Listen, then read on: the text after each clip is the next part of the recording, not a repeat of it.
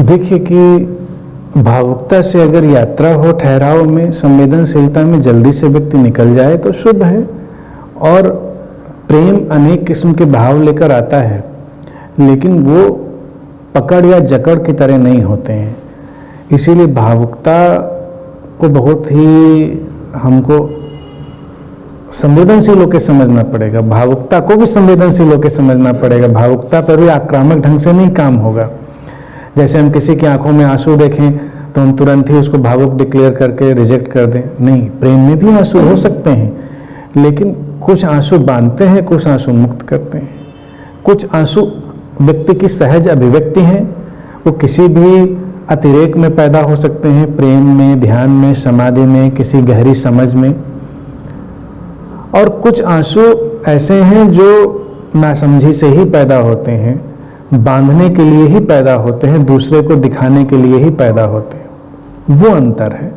अगर किसी गहरी भावदशा में कुछ भावनाएं अभिव्यक्त हो रही हैं जो देखने में हो सकता है वैसी ही लगे, भावुकता जैसी, लेकिन उनका प्रदर्शन तो बेशक नहीं होगा, इतनी तय बात है।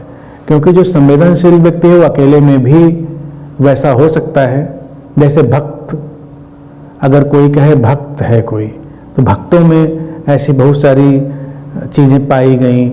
और नवधा भक्ति जैसे उदाहरण भी हैं जिसमें रोना और ये सब भी बड़ा उसका एक हिस्सा माना गया।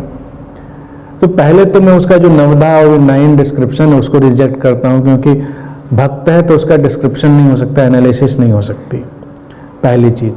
दूसरी कि वो व्यक्तिगत है, उसके अकेले जीवन में हो रही, किसी को दिखाने के लिए नहीं हो रही है।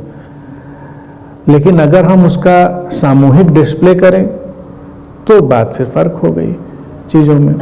तो इसी तरह से किसी भी स्थिति में, प्रेम की या ध्यान की अवस्थाओं में व्यक्ति के अंदर भावना का अतिरेक हो सकता है और वो इम्पर्सनल हो जाता है, वो निर्वैयक्तिक हो जाता है, इम्पर्सनल हो जाता है, वो नहीं बांधता, वो मुक्त करता है। और उसकी अपनी एक अलग तरंग है, अपनी एक अलग ऊर्जा है। तो उसमें अगर कोई पहुंचता है तो वो शुभ है।